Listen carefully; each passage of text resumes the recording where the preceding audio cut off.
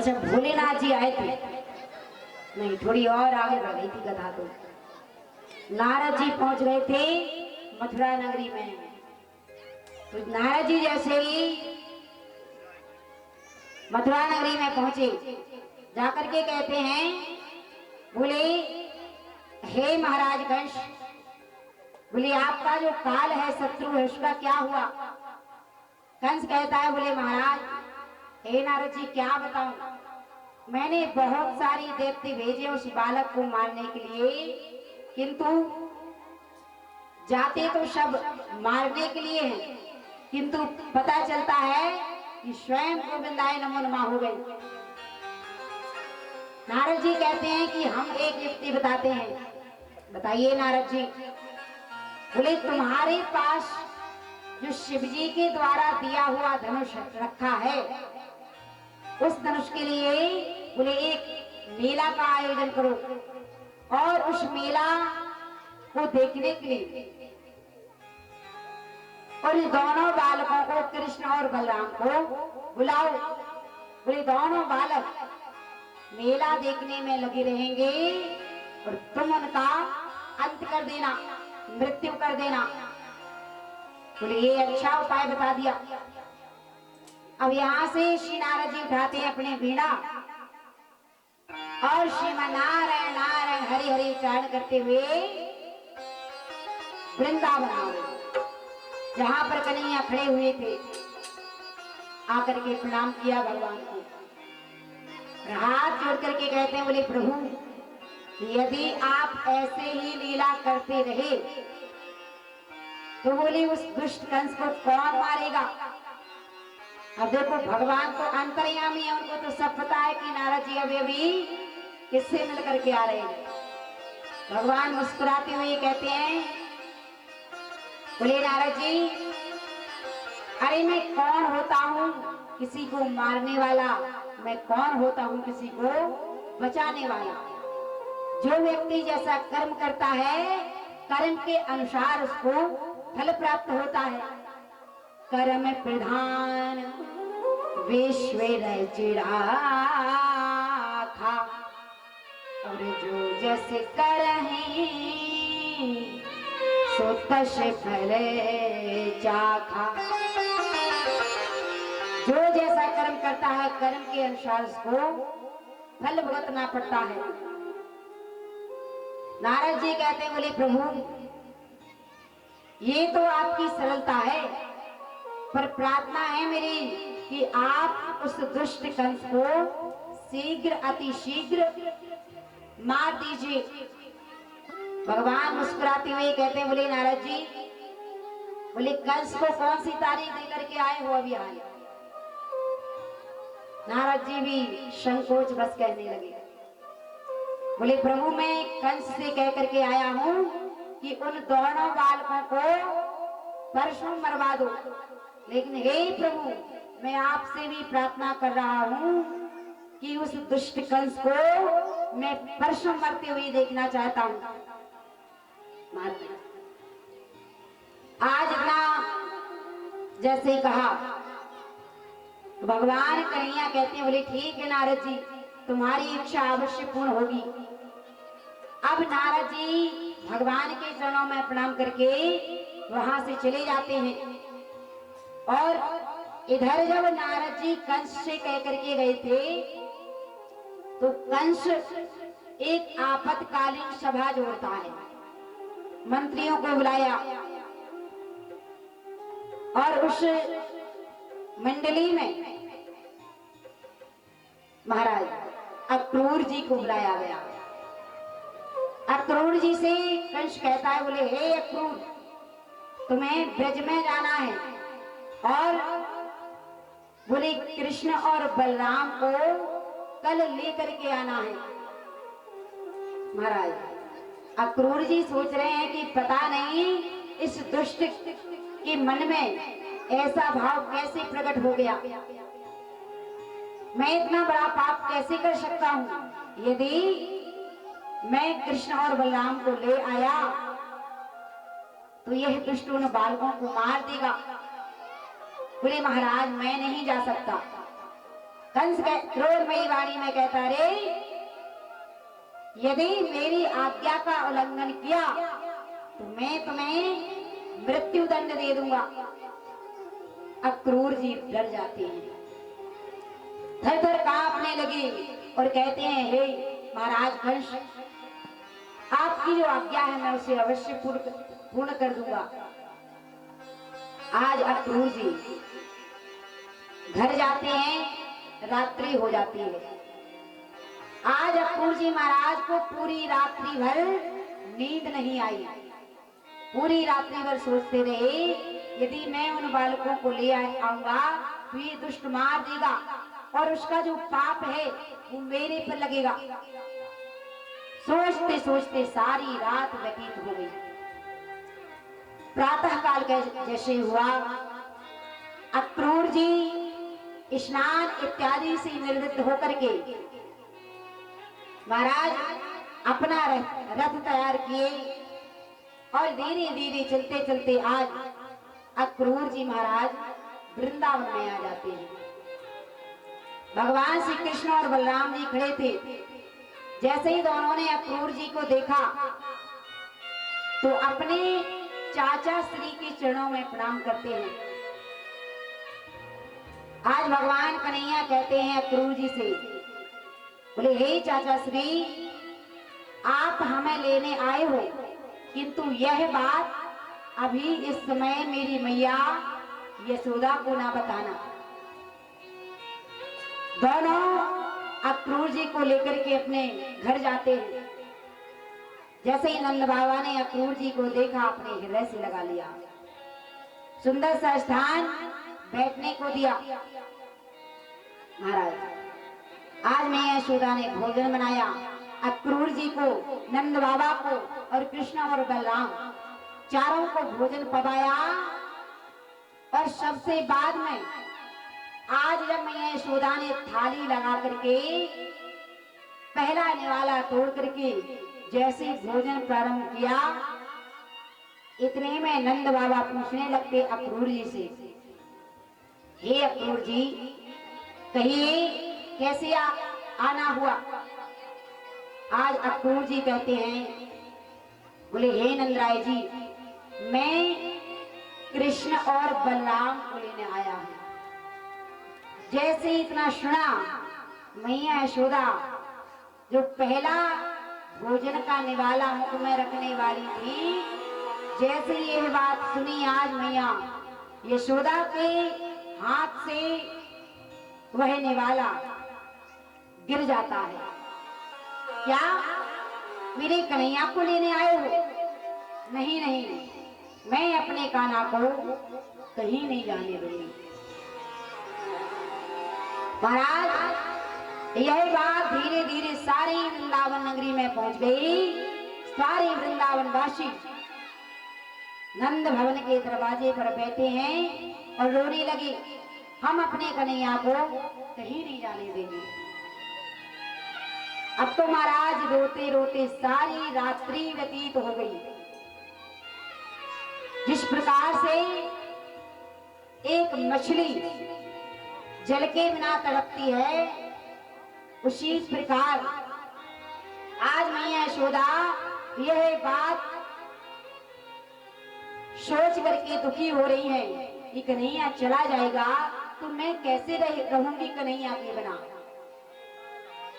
जल बिनु मीन जथा नहीं रही,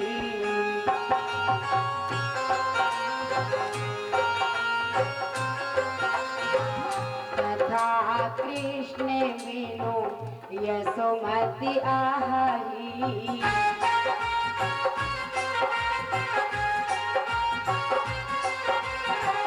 ब्रज अति कृष्ण बिना न सुहावे,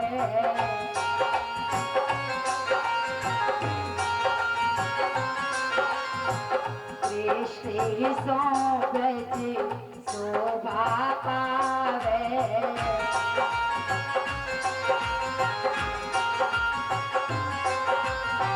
कृष्ण ही सो ब्रज शोभा पावे। महाराज सारे ब्रजवासी रो रहे हैं। मैया यशोदा कहती है कान्हा तू मुझे छोड़ करके मत जा। यदि तू चला गया लाला तो मैं जीवित नहीं रह पाऊंगी। महाराज भगवान कन्हैया समझाते हैं मैया तू चिंता मत कर, मैं परसों लौट करके आ जाऊंगा। महाराज मैया यशोदा बार बार कह रहे हैं कन्हैया यदि तू चला गया तो कान्हा मैं जीवित नहीं रह पाऊंगी। अरे तू ही तो मेरे जीने का सहारा है। आज नंद बाबा कहते हैं यशोदा मैया से हे नंदरानी तुम चिंता मत करो, मैं कृष्ण के साथ में जा रहा हूँ और कृष्ण के मित्रों को भी साथ में ले जा रहा हूँ। बोले मैं इन बालकों को मेला दिखा करके परसों वापस लेकर के आ जाऊंगा। लेकिन मैया यशोदा का जो हृदय है विश्वास नहीं हो रहा कि कन्हैया यदि चला जाएगा तो लौट करके नहीं आएगा। मैया यशोदा बार बार कह रही है कान्हा तू मत जा। जिस रथ को क्रूर जी लेकर के आए थे आज भगवान श्री कृष्ण और बलराम जी उस रथ में विराजमान हो गए। सारे ही ब्रजवासियों को समझाते हुए मैया यशोदा को समझाते हुए हाथ जोड़ करके आज भगवान कन्हैया सारे ब्रजवासियों से विदा ले रहे हैं। कान्हा लेते हैं कृष्ण लेते हैं ब्रज से विदाई की मैया मोहे याद ना करें। कृष्ण लेते हैं ब्रज से विदाई की मैया मोहे याद ना करें। कान्हा लेते हैं ब्रज से विदाई की मैया मोहे याद ना करें। कान्हा लेते हैं ब्रज से विदाई की मैया मोहे याद ना करें। मैया मोहे याद ना करें। कि मैया मोहे याद ना करें। कि मैया मोहे याद ना करें। कि मैया मोहे याद ना करें। कि मैया मोहे याद ना करें। कि मैया मोहे याद ना करें। कान्हा लेते हैं कृष्ण लेते हैं ब्रज से विदाई की मैया मोहे याद ना करें। कृष्ण लेते हैं ब्रज से विदाई की मैया मोहे याद ना करें।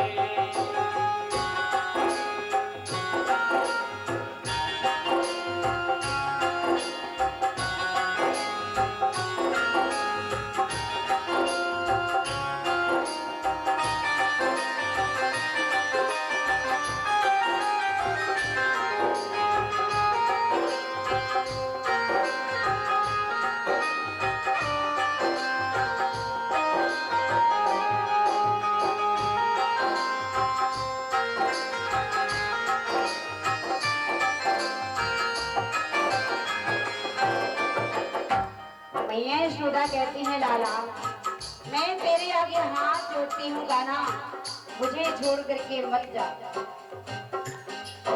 भगवान कन्हैया कहते हैं मैया तू चिंता मत कर, मैं परसों लौट करके आ जाऊंगा। किंतु उस माँ को क्या पता कि उसका लाला परसों की कह करके जा तो रहा है पर आएगा नहीं वर्षों। आज भगवान कन्हैया मैया यशोदा के अश्रुओं को पहुंचते हुए कहते हैं मैया धनुषिया की आई खबरिया जाना पड़ेगा हमें मथुरा नगरिया। ओ धनुषिया की आई खबरिया जाना पड़ेगा हमें मथुरा नगरिया। धनुषिया की आई खबरिया जाना पड़ेगा हमें मथुरा नगरिया। ओ धनुषिया की आई खबरिया जाना पड़ेगा हमें मथुरा नगरिया। ये दिल क्यों देता है दुहाई की मैया मोही याद ना करें। कृष्ण लेते हैं ब्रज से विदाई की मैया मोहे याद ना करे।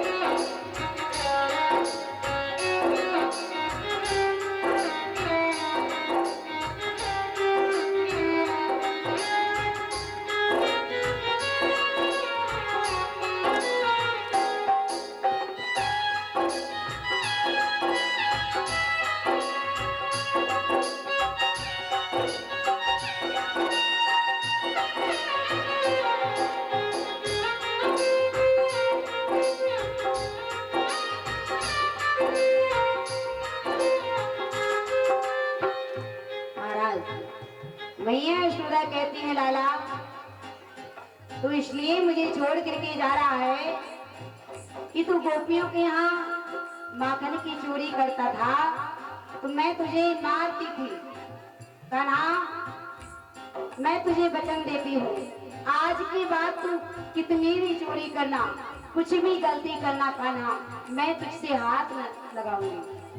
पर कान्हा हाथ जोड़ करके कह रही हूँ तू मुझे छोड़ करके मत जा लाला।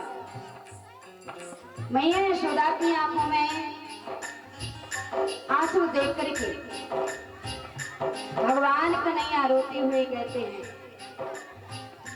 रथ पर बैठे रोए कन्हैया हाय मेरे बाबा हाय मेरी मैया। ओ रथ पर बैठे रोए कन्हैया हाय मेरे बाबा हाय मेरी मैया।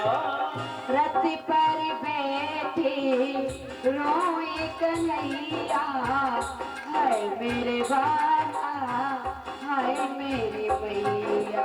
ओ रथ में बैठे रोए कन्हैया हाय मेरे बाबा हाय मेरी मैया। अब जाने दे ओ मोरी माई की मैया मोही याद ना करे। कृष्ण लेते हैं ब्रज से विदाई की मैया मोहे याद ना करो। कृष्ण लेते हैं ब्रज से विदाई की मैया मोहे याद ना करो। महाराज जिस रास्ते से महाराज कन्हैया का रथ जा रहा था उस रास्ते पर दोनों तरफ गैया मैया आकर के खड़ी हो गई बछड़े खड़े हो गई। और भगवान कन्हैया को देखते हुए रो करके इशारा करके कहना चाह रहे हैं, मानो कन्हैया यदि तुम चले गए तो हमें चराने के लिए कौन ले जाएगा। ब्रजवासी सब रोए रहे हैं, गैया बछड़ा तड़प रहे हैं।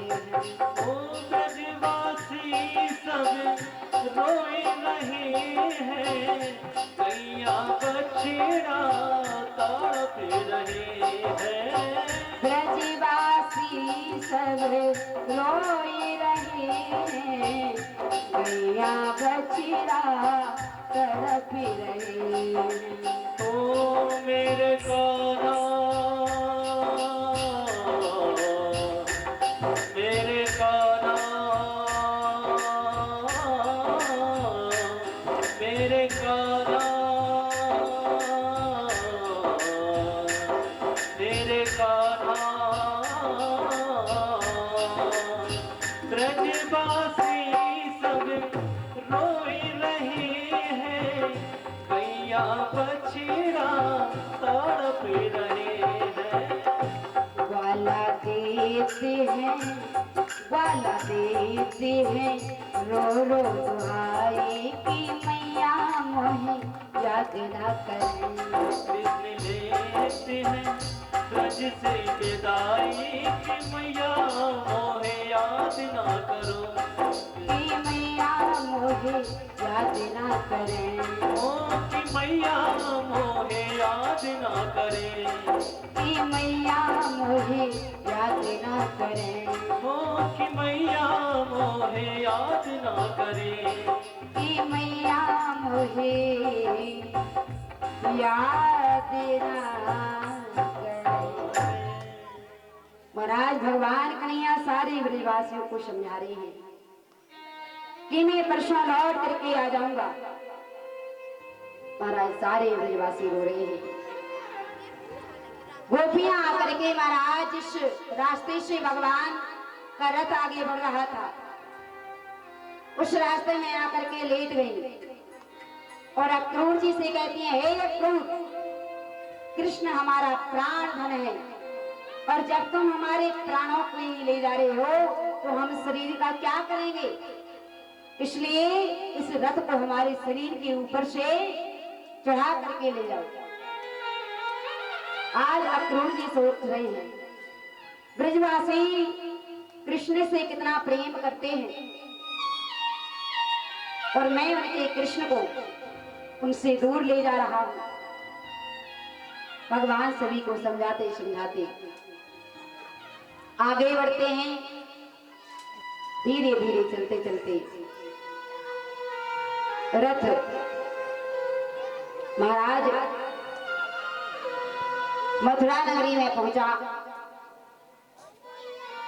भगवान श्री कृष्ण नंद बाबा और उनके मित्रों को आज अक्रूर जी ने एक उपवन में ठहराया और अक्रूर जाते हैं सीधे कंस के समक्ष जाकर के कहते हैं, बोले महाराज आपने मुझे जो आज्ञा दी थी वो मैंने पूर्ण की।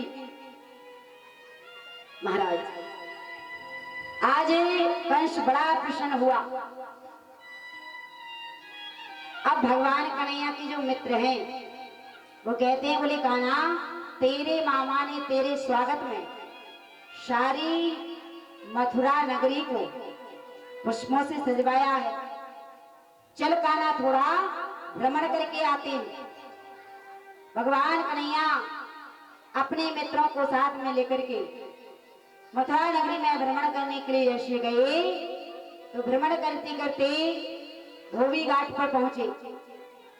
वहां पर भगवान के मित्र देखते हैं कि जो धोबी था कंस के वस्त्रों को धुल रहा था। अब भगवान के मित्रों ने जैसे वह सुंदर सुंदर वस्त्र देखे तो कहते हैं, बोले कान्हा हमने फाटी पुरानी धोती पहने हैं और ये वस्त्र तो बड़े सुंदर लग रहे हैं, यदि ये वस्त्र हम पहनेंगे तो कितने सुंदर लगेंगे। भगवान धोबी के पास गए, जाकर के कहते हैं, महाराज बोले मामा राधे राधे। क्योंकि मामा के गांव में हर कोई मामा होता है कि नहीं, किसी भी समाज का हो मामा ही बोलते हैं। तो धोबी से भगवान कहते मामा राधे राधे, धोबी बोला तक नहीं। भगवान कहते हैं बोले हमारे मित्रों को ये वस्त्र जो है बड़े पसंद आ रहे हैं, बोले ये वस्त्र हमें दे दो। महाराज धोबी कहता अरे कहां से आ जाते हैं ये बालक, चलो भागो यहाँ से। भगवान को क्रोध आया और जैसे ही भगवान ने एक मुक्का उसमें मारा, आज उस धोबी का गोविंदाए नमो नमः हो गया। बोलिए भक्तवत्सल भगवान की जय हो। अब महाराज जो वस्त्र थे उनको भगवान के मित्रों ने पहन लिए। अब भगवान के मित्र छोटे छोटे से और कंस इतना बड़ा था, तो पहने तो लिए लेकिन जहां से जाए तो झाड़ुए लगती चली जाए, सफाई होती जाए बिल्कुल। बोले काना वस्त्र तो बढ़िया सुंदर मिल गए, बोले फिटिंग और डाल जाए तो आनंद आ जाए। अब भगवान एक दर्जी के पास गए। मथुरा नगरी में भगवान का एक भक्त था जो दर्जी था। जैसे दर्जी के पास गए बढ़िया फिटिंग डल गई, बोले कहना वस्त्र भी मिल गए फिटिंग भी डल गई। अब बोले यदि माला और पहन ले तो बोले बहुत अच्छे लगेंगे। अब मथुरा नगरी में एक माली भगवान का परम भक्त था और वो प्रतिदिन भगवान के लिए माला बना करके रखता था। सोचता था कि एक ना एक दिन भगवान अवश्य आएंगे मेरे यहाँ। तो आज जैसे भगवान अपने मित्रों के सहित पहुंचे, तो आज उस माली ने भगवान को माल्य अर्पण की और भगवान के मित्रों को माल्य अर्पण की। महाराज अब भगवान के जो मित्र हैं कहने लगे, बोले काना वस्त्र भी मिल गए फिटिंग भी डल गई और बोले माल्य अर्पण भी हो गई, एक कमी और रह गई है। क्या?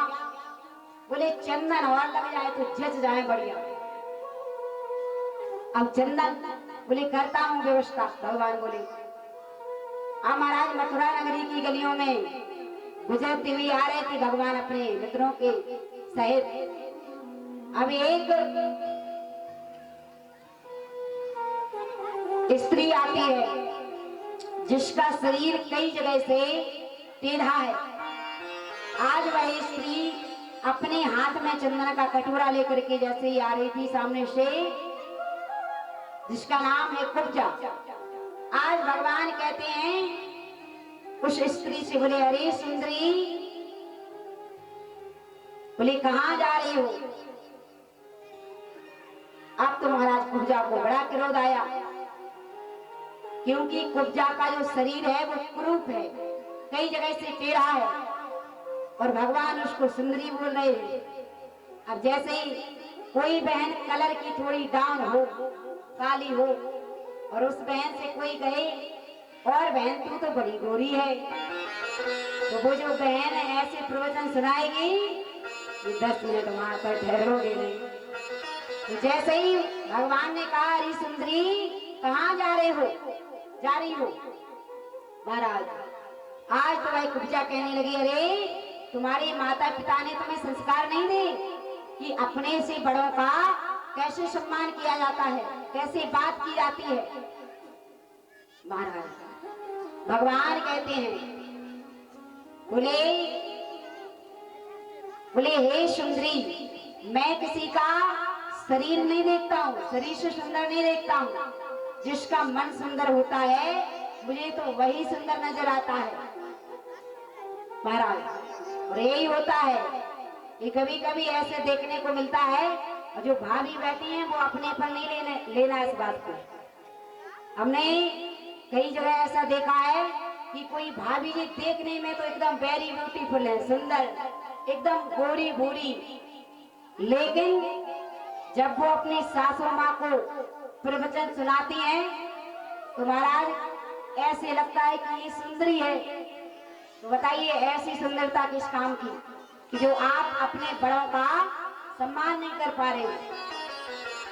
कभी भी सासू माँ का अपमान नहीं करना,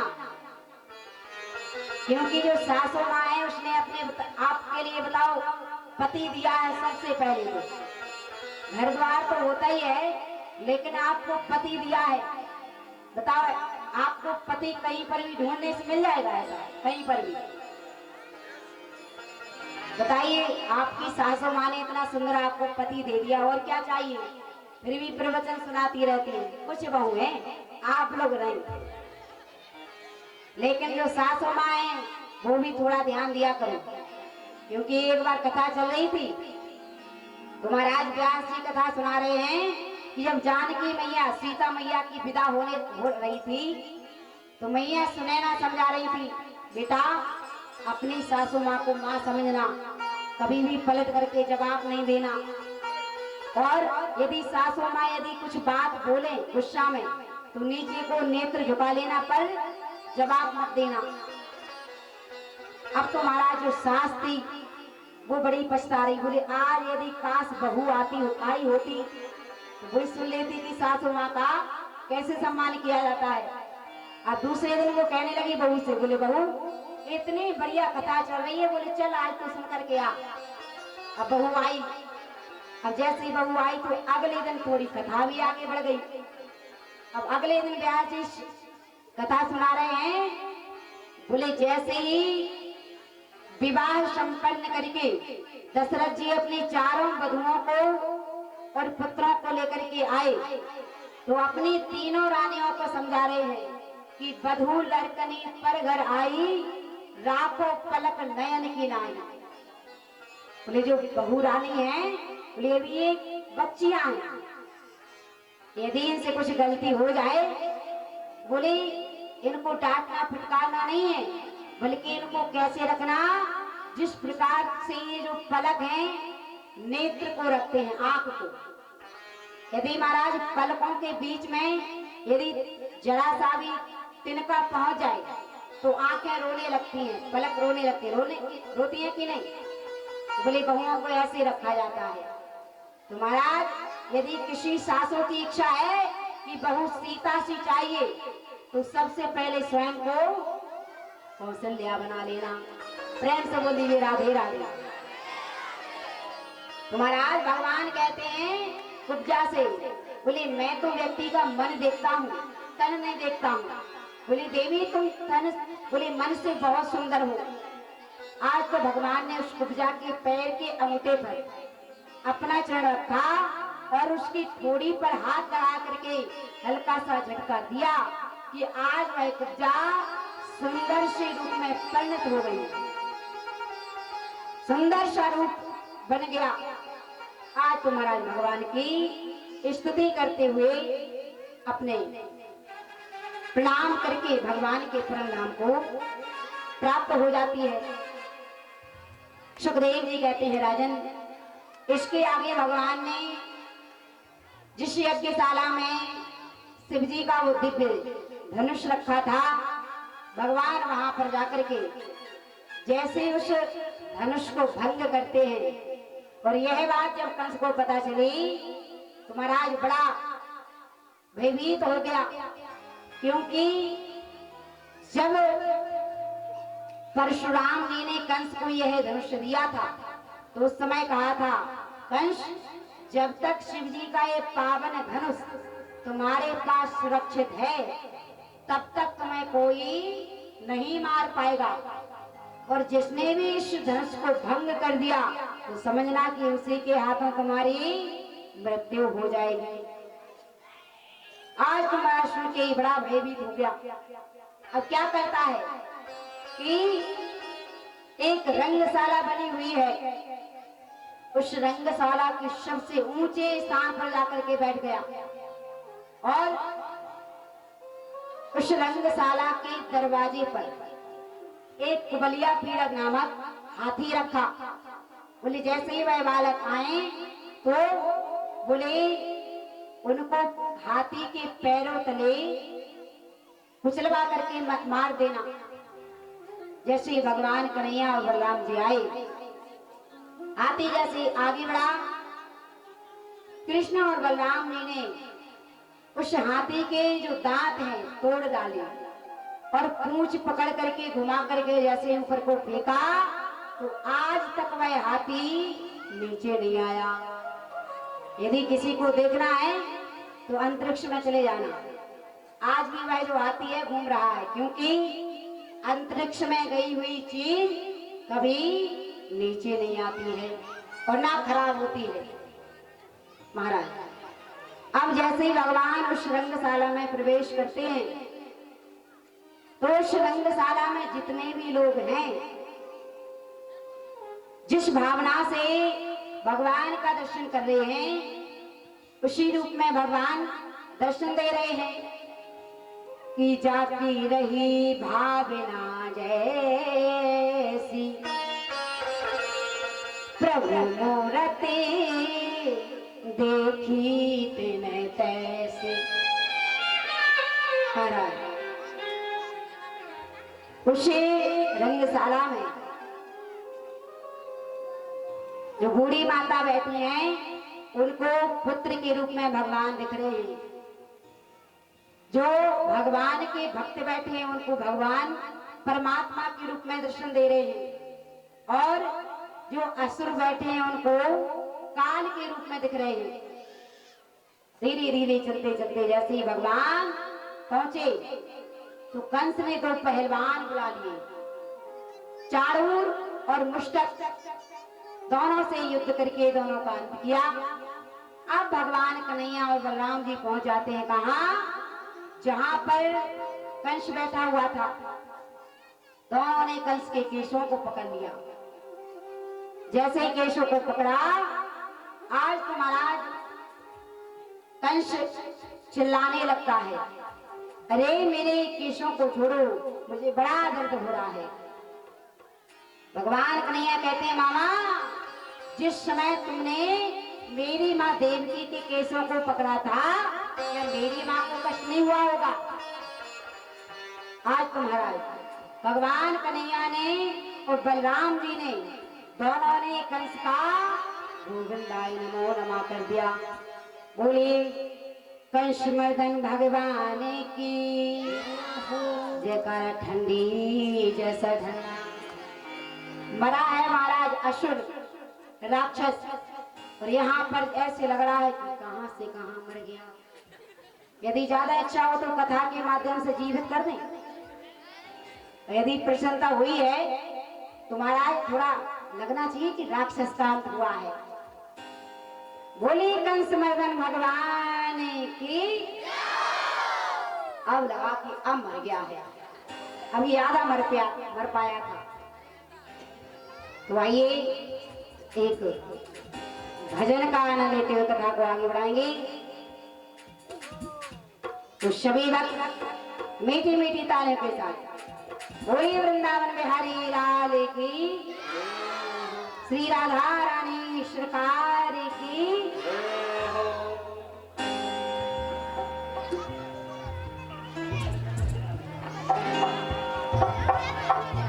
कि है सो चटक मटक सो ठाकुर, तीनों लोकन घूमना,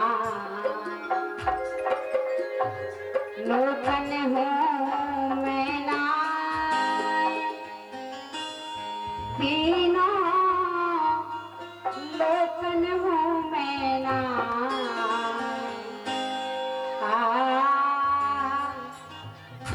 लोकन घूमना, तीनों लोकन घूमना।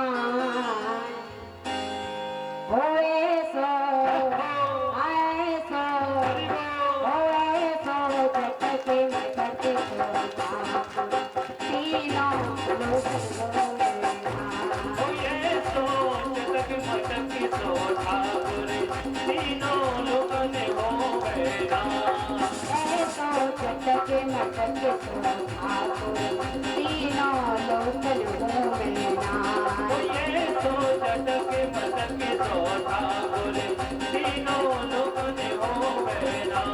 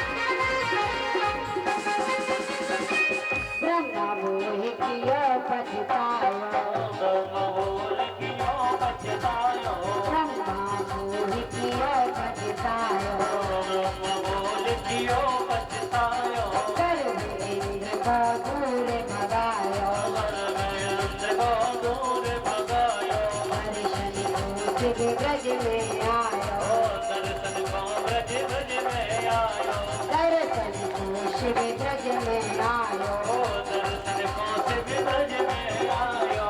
ऐसो दे भगवान कहूँ ब्रज में गारी खाए,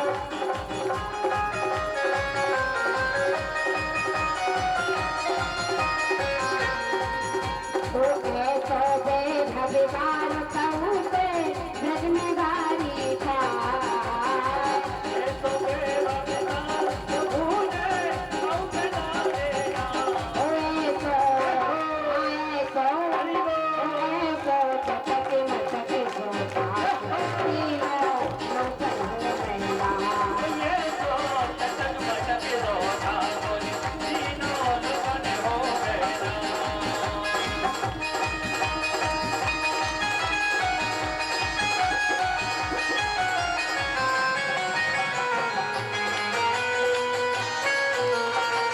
सारे आके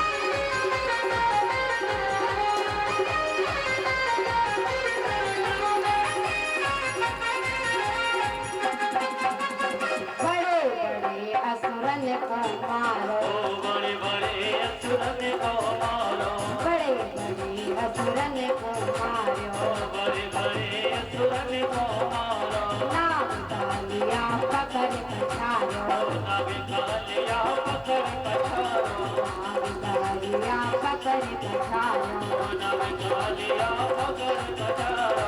सात दिना तक गिरवर धारो, सात दिना तक गिरवर धारो, सात दिना तक गिरवर धारो, सात दिना तक गिरवर धारो। ऐसो बड़ी बहुगालन से कीरत नहीं छिट जाए,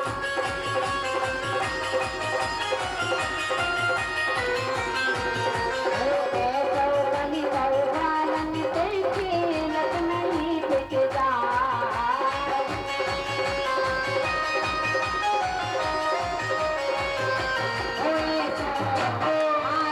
ऐसो चटक मटक सोता तीनों लोकन हो गया। ये तो चटक मटक सोता बोले, तीनों लोगन हो गया।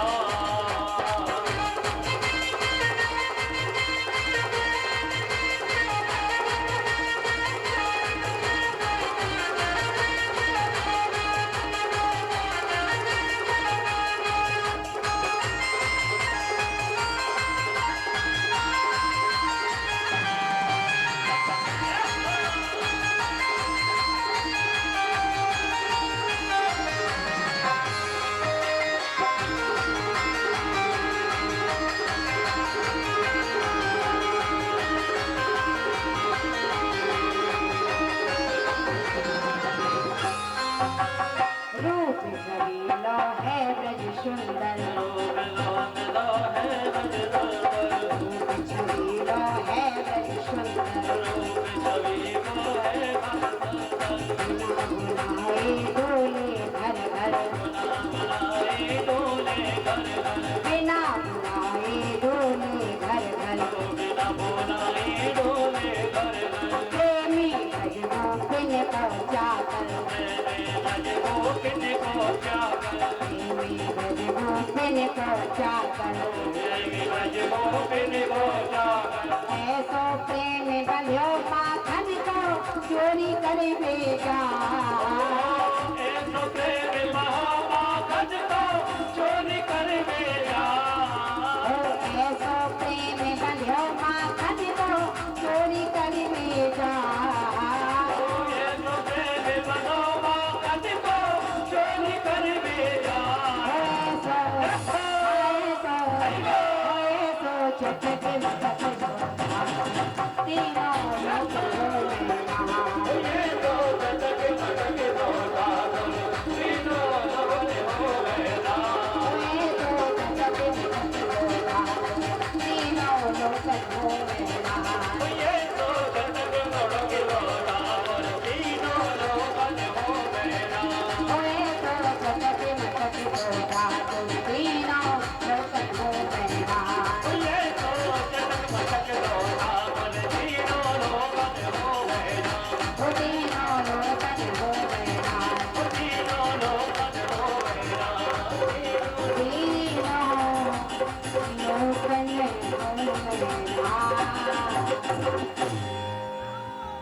होली बंसी वाले की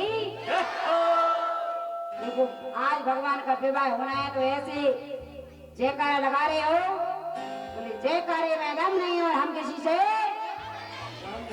जयकारे में बिल्कुल कम हो, संख्या के हिसाब से लगा तो रहे हो, ये नहीं कह रहे कि नहीं लगा रहे, लेकिन दौड़ लगा रहे हो, स्लो।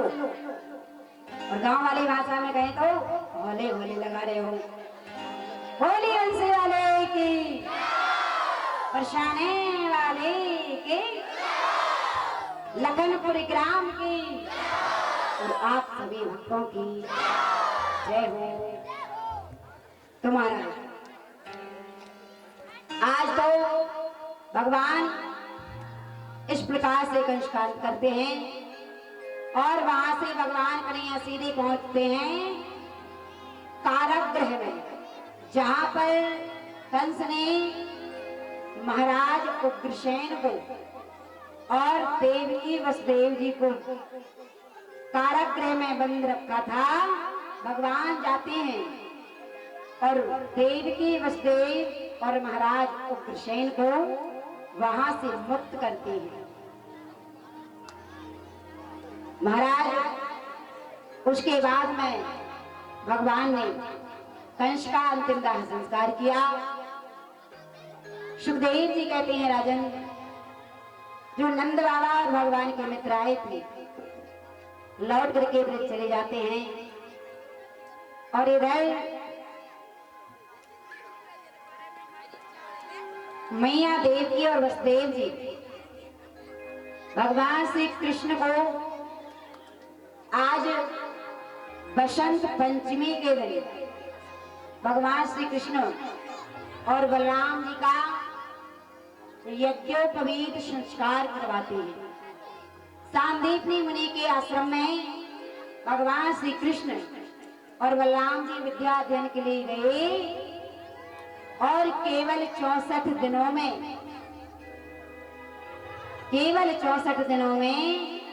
महाराज भगवान ने संपूर्ण विद्याओं का अध्ययन कर लिया और जब लौट करके आने लगे तो अपने गुरु सांदीपनी के जो पुत्र मर गया था, जो पुनर्रत दक्षिणा स्वरूप आज अपने गुरुदेव के जो पुत्र हैं उसको यमपुरी से वापस ला करके दक्षिणा स्वरूप में प्रदान किया। अब भगवान लौट करके मथुरा आ जाते हैं। धीरे धीरे समय व्यतीत हुआ। सुखदेव जी कहते हैं राजन, आज मैया देवकी ने विविध प्रकार के व्यंजन बनाए और सुंदर सी थाली में परोस करके जैसे ही देखा कि कान्हा कहाँ है, आज भगवान कन्हैया मथुरा नगरी के महलों के जो सबसे ऊंचा महल है, कक्ष है, उसमें जाकर के बैठे हैं और आज भगवान कन्हैया को ब्रजवासियों की बड़ी याद आ रही है, नंद बाबा की बड़ी याद आ रही है, मैया यशोदा की बड़ी याद आ रही है। ब्रजवासियों को याद करते करते आज भगवान कन्हैया रोने लगते हैं। इधर जैसे मैया देवकी भोजन का थाल लेकर के कन्हैया जी के समक्ष पहुंची तो क्या देखती हैं कि आज तो कन्हैया बड़ी जोर से रो रहे हैं। देवकी मैया कन्हैया के स्वभाव से परिचित नहीं है, तो आज मैया देवकी पूछ नहीं पा रही हैं कि कन्हैया क्यों रो रहे हैं। लौट करके गई उद्धव जी के समक्ष। उद्धव, तुम तो कान्हा के मित्र हो, कान्हा मुझे नहीं बताएगा अपने मन की बात, लेकिन तुम्हें अवश्य बता देगा। पूछ करके आओ कि कान्हा क्यों रो रहा है। उद्धव जी गए, जाकर के कहते हैं, बोले वाह प्रभु, ये बताओ आप लोग क्यों रहे हो संसार के लोगों की तरह। आज भगवान कन्हैया कहते हैं, उद्धव आज आज मुझे ब्रजवासियों की बड़ी याद आ रही है, नंद बाबा की बड़ी याद आ रही है, यशोदा मैया की बड़ी याद आ रही है। उद्धव कहने लगे, बोले वाह प्रभु, अरे आप ब्रह्म हो परमात्मा, और आप ब्रह्म हो करके बोले आप संसार के जीवों की तरह रो रहे हो। महाराज आज भगवान कन्हैया कहते हैं, बोले उद्धव, मेरे जो ब्रजवासी हैं वो मुझे बहुत याद करते हैं। यदि मेरे ब्रजवासी मुझे याद करना छोड़ दें तो मैं भी उनको याद नहीं करूंगा। महाराज उद्धव कहने लगे, बोले प्रभु, अरे वो ब्रजवासी रो रहे हैं तो बोले उनको कुछ समझाना चाहिए कि क्यों रो रहे हो। महाराज भगवान समझ गए कि उद्धव को अपने ज्ञान का अभिमान आ गया। आज भगवान कहते हैं, बोले उद्धव, मेरे ब्रजवासियों को कौन समझाने जाएगा। आज तो उद्धव कहने लगे, बोले प्रभु, मैं जाऊंगा ब्रजवासियों को समझाने। अरे वो तो अनपढ़ गवार हैं, वो क्या जाने कि आप परमात्मा हैं। महाराज देखा भगवान ने कि इनको तो बहुत अभिमान हो गया ज्ञान का। भगवान कन्हैया कहते हैं, बोले उद्धव, यदि तुम्हें इतना ज्ञान है तो जाकर के मेरे ब्रजवासियों को समझा दो कि वो ना रोए। यदि मेरे ब्रजवासी मुझे याद करके नहीं रोएंगे तो मैं भी उनको याद करके नहीं रोऊंगा। उद्धव कहते, ठीक है प्रभु, मैं भी जाता हूं। भगवान कहने लगे, बोले रुको, बोले ऐसे यदि तुम जाओगे तो मेरे ब्रजवासी तुम्हें देखेंगे तक नहीं, बात करने की बात तो दूर। महाराज आज भगवान कन्हैया ने अपना मोर मुकुट पहना दिया उद्धव जी को, अपना पीतांबर उड़ा दिया और एक संदेश लिख करके आज उद्धव जी के हाथों में देते हुए कहते हैं, उद्धव जाकर के ये संदेश मेरे ब्रजवासियों को दे देना। आज उद्धव जी धीरे धीरे चलते चलते जैसे ही वृंदावन धाम में आए तो जिस दिन भगवान कन्हैया जिस रास्ते से गए थे उसी रास्ते पर सारे ब्रजवासी खड़े हैं, जिनको एक ही आस है कि कन्हैया कह करके गया था कि मैं लौट करके आऊंगा तो हमारा कान्हा लौट करके अवश्य आएगा। महाराज आज जैसे उद्धव जी को दूर से आते देखा, सारे ब्रजवासियों को जैसे मोर को दिखाई दिया, महाराज झूमने लगे, कूदने लगे। अरे देखो हमारा कान्हा आ गया है, वो बोल करके गया था वो आज आ गया है, झूमने लगे। महाराज जैसे ही उद्धव जी धीरे धीरे चलते चलते समक्ष आए तो क्या देखा कि ये कन्हैया नहीं है, ये तो और कोई है। देखते ही सारे ब्रजवासियों ने मुख मोड़ लिया। आज उद्धव जी कहते हैं, बोले हे ब्रजवासियों, ये बताओ कि नंद बाबा का भवन कहाँ है। सारे ब्रजवासियों ने कहा, बोले तुम कौन हो। बोले मैं कृष्ण का मित्र हूँ और कृष्ण का संदेश लेकर के आया हूँ। आज तो महाराज जैसे नंद भवन का पता पूछा, महाराज आज तो ब्रजवासी कहते हैं, बोले हे उद्धव, ये जो रास्ते में जलधारा दिख रही है ना, इस जलधारा के किनारे किनारे जाना, जहां से जलधारा का उद्गम हो तो समझ जाना वही नंद भवन है।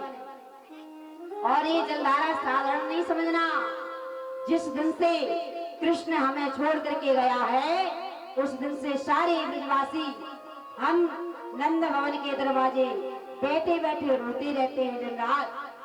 तो ये जलधारा नहीं है, ये सभी ब्रजवासियों की अश्रुधारा है।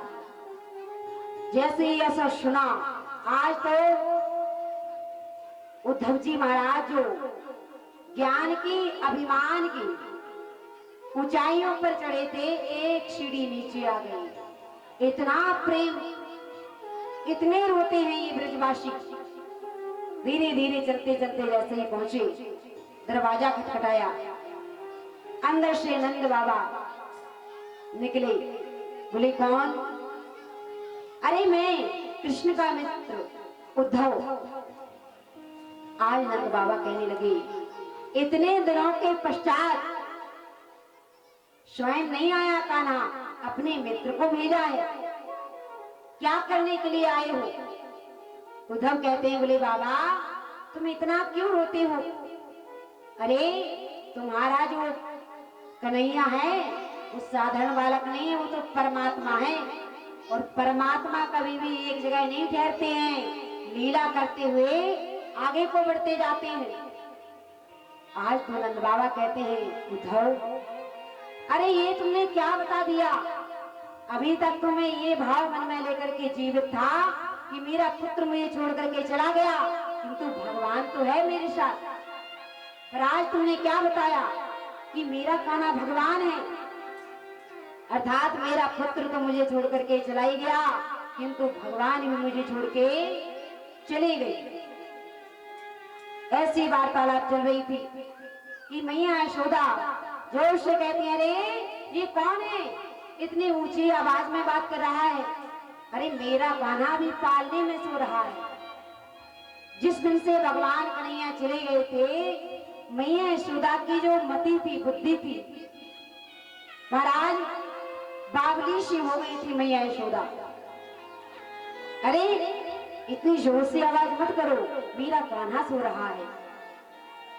आज उद्धव जी ने जैसे ऐसा प्रेम देखा, एक सीढ़ी और नीचे आ गए अभिमान से।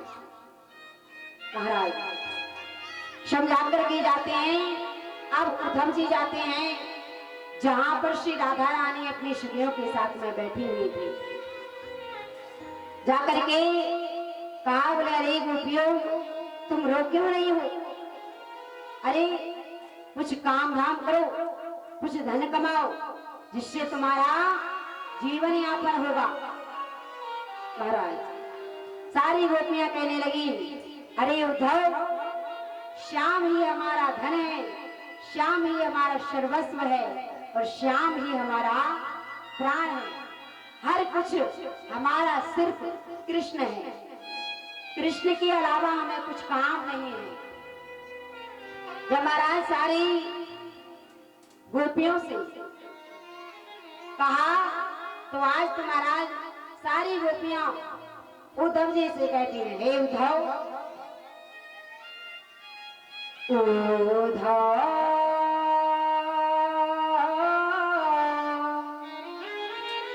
मत आइयो समझारे,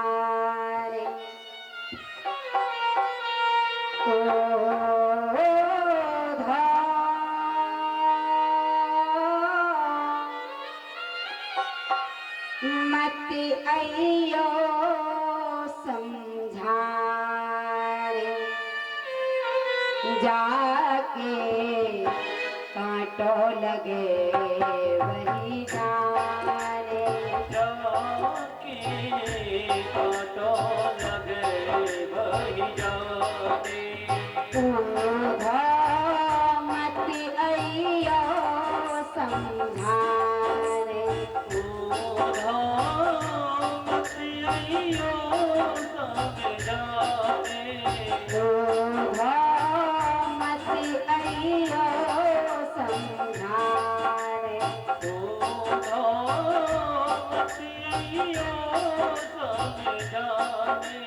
जाके कांटो लगे वही जाने,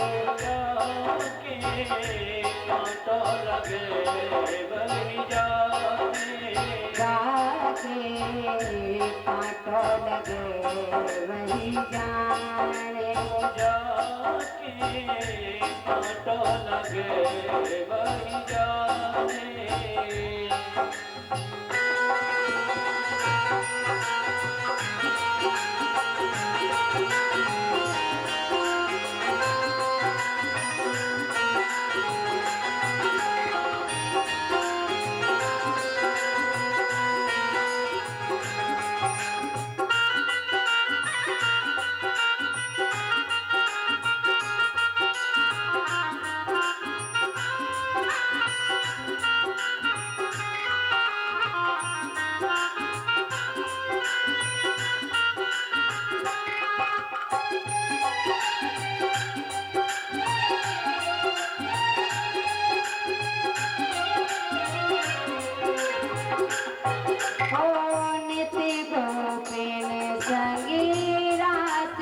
जावत जीने के घरों से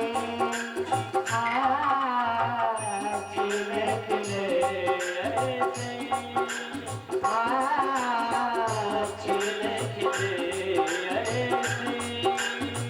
पले पले आदि तुम्हारी आवत नैनन नीर रुके ना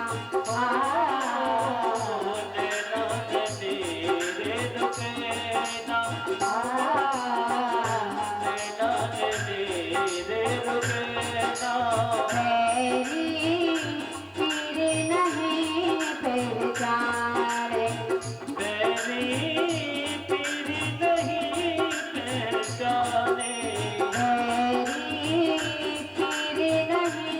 पहचाने तेरी पीर नहीं पहचाने जाके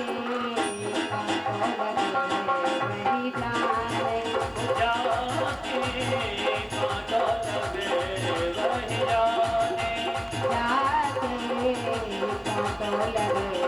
वही जाने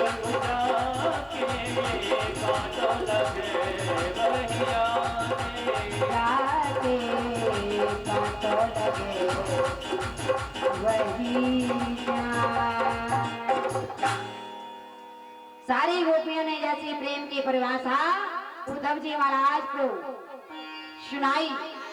आज तुम्हारा जो अभिमान ज्ञान की अभिमान की ऊंचाइयों पर उद्धव जी चढ़े हुए थे, आज तुम्हारा सारा अभिमान चूर हो गया। गोपियों के चरणों की रज को अपने मस्तक पर लगाते हैं। हे गोपियों, आप धन्य हैं कि जो कि प्रभु से इतना अगाध प्रेम करती हो। महाराज उधो सुध है चलो सुन गोपिन की और ज्ञान बजाई डुमी डुमी प्रेम बजाए रो। गोपियों की चरणों की रज को महाराज अपने मस्तक पर लगा करके उद्धव जी जाकर के भगवान से कहते हैं, प्रभु अरे ब्रजवासी वह गोपियां कितना प्रेम करती हैं और आप उनको छोड़ करके यहाँ आ गए। भगवान कहते हैं, उद्धव अरे ये लीला तो मैंने इसलिए की क्योंकि तुम्हारे मन में ज्ञान का अभिमान हो गया था। इस प्रकार से भगवान ये लीला करके उद्धव जी के अपना अभिमान को दूर करते हैं। सुखदेव जी कहते हैं, राजन जैसे ही कंस का अंत हो गया था तो कंस की दो रानियां हैं जिनका नाम है अस्ति और प्राप्ति, दोनों अपने पिता जरासंध के समक्ष गई। जरासंध ने जैसे ही अपनी पुत्रियों को विधवा रूप में देखा, देखते ही क्रोध से लाल हो जाता है। कहता है, तुम्हारी ये हालत किसने की? दोनों ने बताया, आज तो महाराज जरासंध ने 18 बार मथुरा नगरी पर महाराज आक्रमण किया। 17 बार आक्रमण किया, लेकिन 18वीं बार जैसे ही कुछ ब्राह्मणों को पूजन पर बैठाला और कहा, बोले यदि आज मैं युद्ध में जीत गया तो तुम्हें बहुत सारा धन दूंगा और यदि आज मैं हार गया तो तुम्हें मार डालूंगा। अब तुम्हारा जो ब्राह्मण थे भगवान से प्रार्थना करने लगे, हे प्रभु इस बार में आप हार जाना इससे, नहीं तो ये हमें मार डालेगा। युद्ध करने के लिए जैसे आया, आज उन ब्राह्मणों के प्राणों की रक्षा करने के लिए भगवान रण छोड़ करके भाग गए। राज भगवान का एक नाम और पड़ गया। बोलिए रण छोड़ भगवान की। सुखदेव जी कहते हैं, राजन अब जब बार बार आक्रमण मथुरा नगरी पर हुआ तो आज भगवान विश्वकर्मा जी के द्वारा समुद्र में एक सुंदर सी पुरी का निर्माण कराते हैं। और उस पुरी का नाम रखा गया द्वारिकापुरी। सारे मथुरावासियों को भगवान द्वारकापुरी में लेकर के जाते हैं। यहाँ पर भी एक काल्यावन नामक राक्षस आया, भगवान ने उसका भी उद्धार कर दिया। बोली भक्तवत्सल भगवान की। सुखदेव जी कहते हैं राजन, महाराज रेवत की पुत्री रेवती के साथ में बलराम जी का विवाह संपन्न हुआ। और सुखदेव जी कहते हैं राजन, अब मैं भगवान श्री कृष्ण के प्रथम विवाह की पावन कथा को श्रवण कराता हूँ। तो अब हम कौन सी कथा में प्रवेश कर रहे हैं? भगवान कन्हैया के विवाह की। तो तैयार हो कि नहीं? हाँ जी ना जी? यस या no? Very good. Maharaj Sukhdev ji कहते हैं राजन, विदर्भ देश के राजा हैं, इनका नाम है भीष्मक। भीष्मक जी के 5 पुत्र थे। सबसे बड़े पुत्र का नाम था रुक्मी, और उनके यहाँ एक कन्या का जन्म हुआ जिनका नाम रखा गया रुक्मणी। बोलिए रुक्मणी मैया की। धीरे धीरे मैया रुक्मणी बड़ी होती हैं, और जब विवाह योग्य हो गई तो एक दिन श्री नारद जी आए विदर्भ देश में भीष्मक जी के महल में, और वहां पर नारद जी ने भगवान के स्वरूप का जैसे ही वर्णन किया, तो आज मैया रुक्मणी जी ने सुनते ही अपने मन ही मन में भगवान श्री कृष्ण को पति रूप में वर्ण कर लिया। लेकिन रुक्मणी मैया का जो भाई है रुक्मी, ये महाराज रुक्मणी जी का विवाह अपने मित्र शिशुपाल के साथ में तय कर देता है। शिशुपाल आया बारात लेकर के। आज मैया रुक्मणी की माता कहती हैं, बोली पुत्री बारात आने ही वाली है, बोले तुम जाकर के कुल देवी का पूजन करके आओ। तो जो झांकी सजाई है रुक्मणी मैया को पहले लेकर के आ जाए यहाँ पर।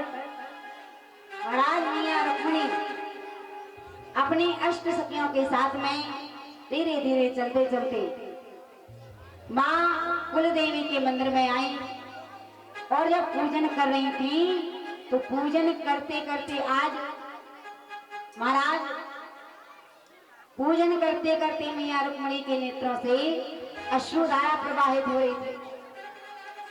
जो भक्त हैं उधर को ना देखें, मैया यहीं पर आएंगी, ठीक है? बसई की ओर नहीं जाएंगी, उधर को ना देखो, यहीं आएंगे। गलत बात है, कथा इधर चल रही है, देख रहे हो उधर, तो प्रतीत होता है कि आप तो झांकी देखने आए हो, कथा सुनने नहीं।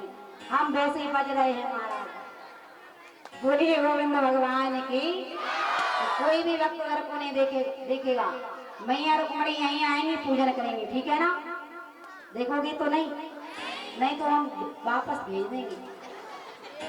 सुखदेव जी कहते हैं राजन, आज मैया रुक्मणी जब पूजन कर रही थी तो अश्रुधारा प्रवाहित हो रही थी, रो रही थी मैया। अब उस मंदिर के जो पुजारी जी थे कहते हैं, बोली पुत्री क्यों रो रही हो? सारी बात बताई। बोली महाराज मैंने मन में भगवान श्री कृष्ण चंद्र को पति रूप में वर्ण कर लिया है, और मेरा भाई उस दुष्ट शिशुपाल के साथ में मेरा विवाह करना चाहता है। मैं अपने प्राणों को तो त्याग सकती हूँ, किंतु उस दुष्ट शिशुपाल के साथ में विवाह बिल्कुल भी नहीं करूंगी। आज तो महाराज पुजारी जी कहने लगे, बोले पुत्री क्या यह बात भगवान को पता है? बोले नहीं। बोले काम करो, एक बोले संदेश लिखो और भगवान तक पहुंचाओ। मैया रुक्मणी कहती है, कौन पहुंचाएगा मेरा संदेश? पुजारी जी कहने लगे, बोली पुत्री मैं पहुंचाऊंगा, तुम अपने मन की बात पत्र में लिख दो। आज मैया रुक्मणी ने पत्र लिखा और पुजारी जी को दे दिया। अब तो महाराज उस पत्र को लेकर के पुजारी जी द्वारिका नगरी में पहुंचे, राज्यसभा में जहां पर भगवान विराजमान थे। जाकर के कहते हैं, बोले प्रभु आपका एक गुप्त संदेश आया है। भगवान कहने लगे, बोले मैं अपने भक्तों से अपना कोई भी रहस्य नहीं छुपाता हूं।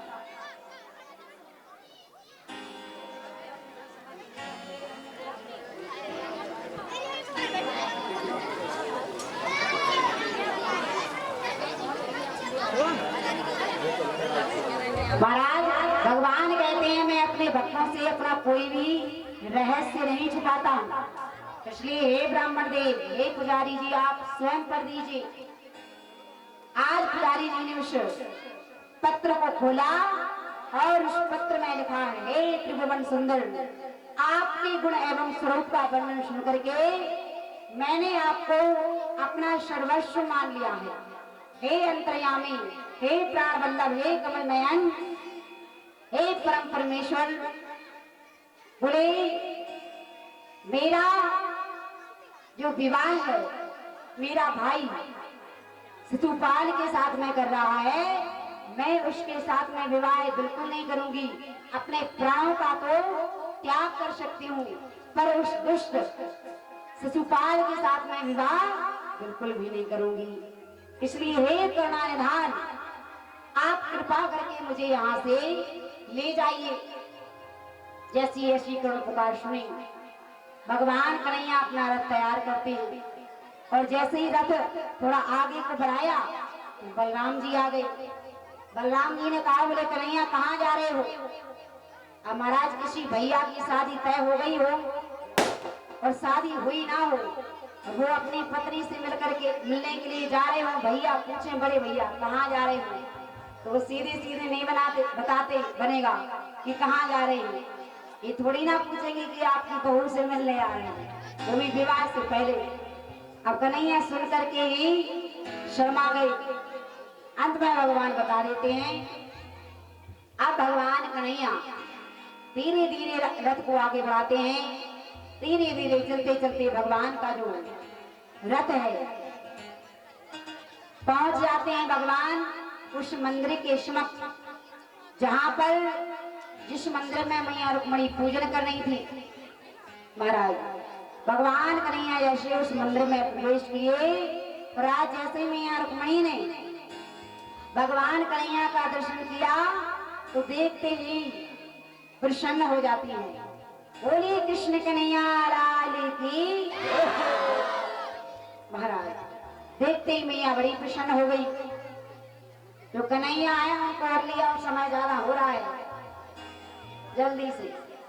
तो महाराज भगवान कन्हैया को देखते ही मैया रुक्मणी अत्यंत हर्षित हो गई, प्रसन्न हो गई, चरणों में प्रणाम किया। आज भगवान ने मैया रुक्मणी का हाथ पकड़ा और धीरे धीरे चलते चलते आज रथ के समक्ष लेकर के आई।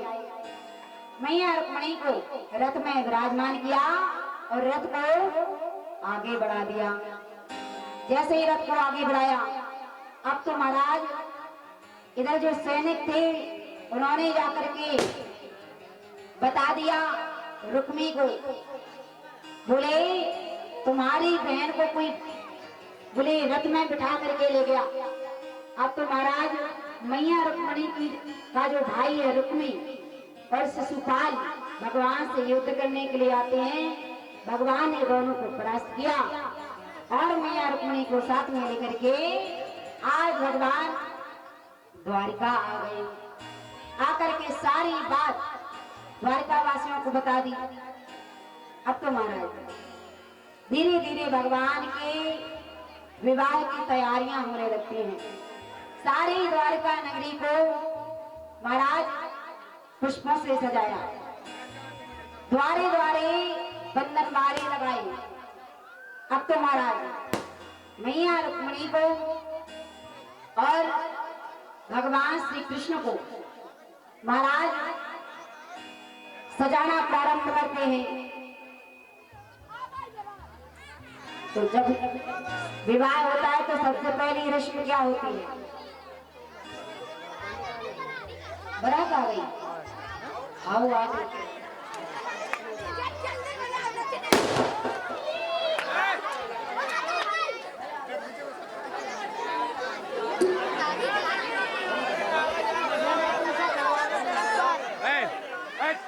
और सभी भक्त थोड़ा शांति का दान देंगे।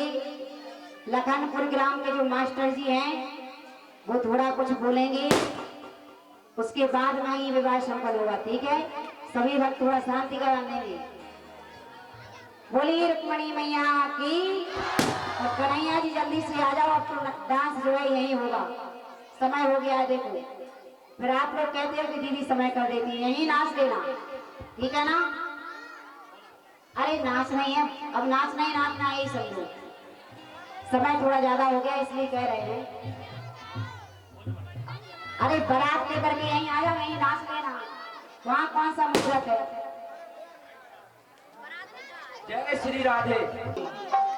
ओम मंगलम भगवाने विष्णु मंगलम गरुड़ध्वजा मंगलम पुंडरीकाक्षाय मंगलाय तनोहरि।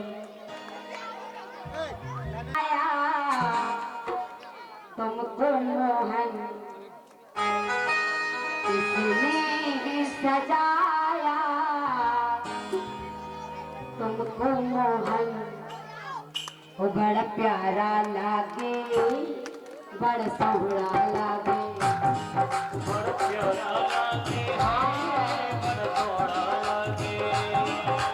किसने सजाया तुमको मोहन, ओ किसने सजाया तुमको मोहन। किसने सजाया तुमको मोहन, ओ किसने सजाया तुमको मोहन। बड़ा प्यारा लागे, बड़ा सोहरा लागे। ओ बड़ा प्यारा लागे, बड़ा सोहरा लागे।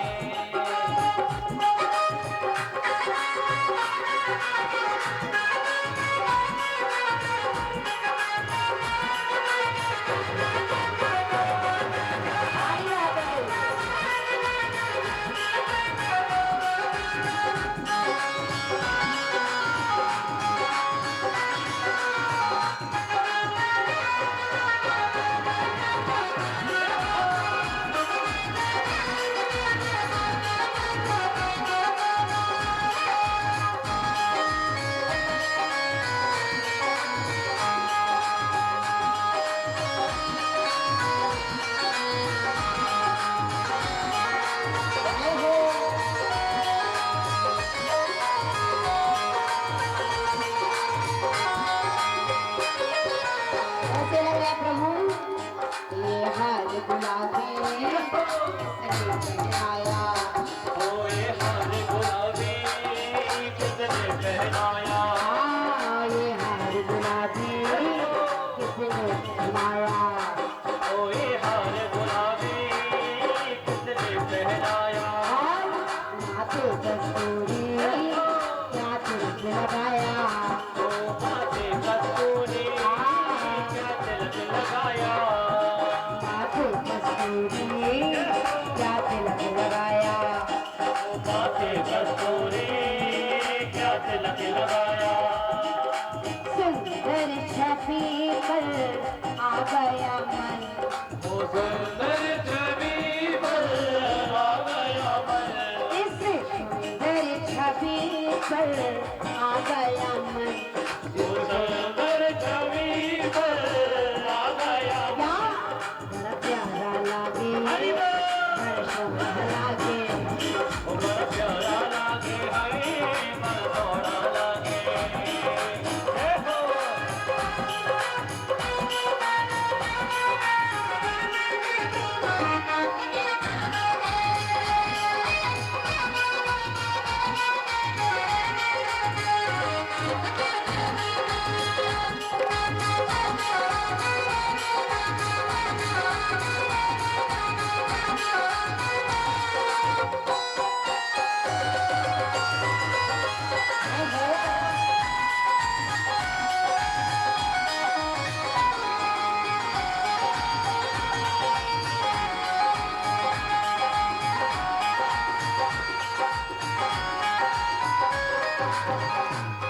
देखो भगवान कन्हैया को देख करके भगवान से एक बात कहना चाहूंगी।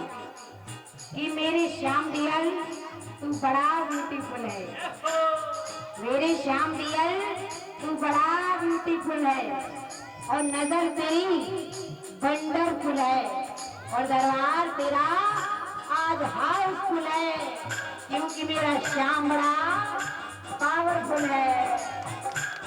बड़ा प्यारा लागे, बड़ा सोना लागे, बड़ा प्यारा लागे है, बड़ा सोना लागे। अब हमारे यजमान जी और उनकी धर्म पत्नी मैया रुक्मणी का और भगवान कन्हैया का हारे हाथों भी प्रक्षालन करना चढ़ होगा, लेकिन करना टंकी, अरे वाह काली भैया जरा टंकी लाए और भगवान की छवि कैसी लग रही है, छवि देख करके ऐसा लग रहा है कि भगवान की जो छवि है अपने नेत्रों में सदा सदा के लिए बसा ले। किस किस को लग रहा है बताओ? बड़ा प्यारा लागे है, बड़ा सोना लागे। बड़ा प्यारा लागे, बड़ा सोना लागे। बड़ा प्यारा लागे, बड़ा सोना लागे। बड़ा प्यारा लागे है, बड़ा सोना लागे। बड़ा प्यारा लागे, बड़ा सोना लागे। बड़ा प्यारा लागे है, बड़ा सोना लागे।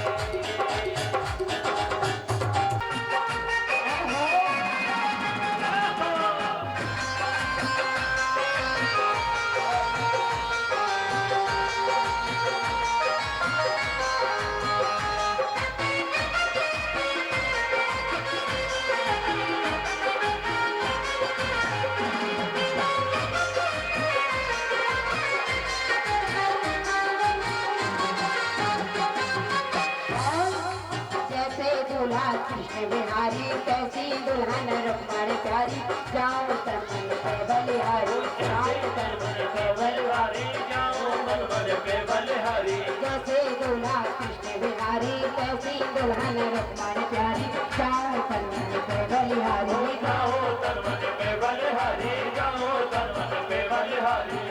तो आशा पूर्ण भैया, आशा पूर्ण भैया है, आशा पूर्ण भैया सबके अरमान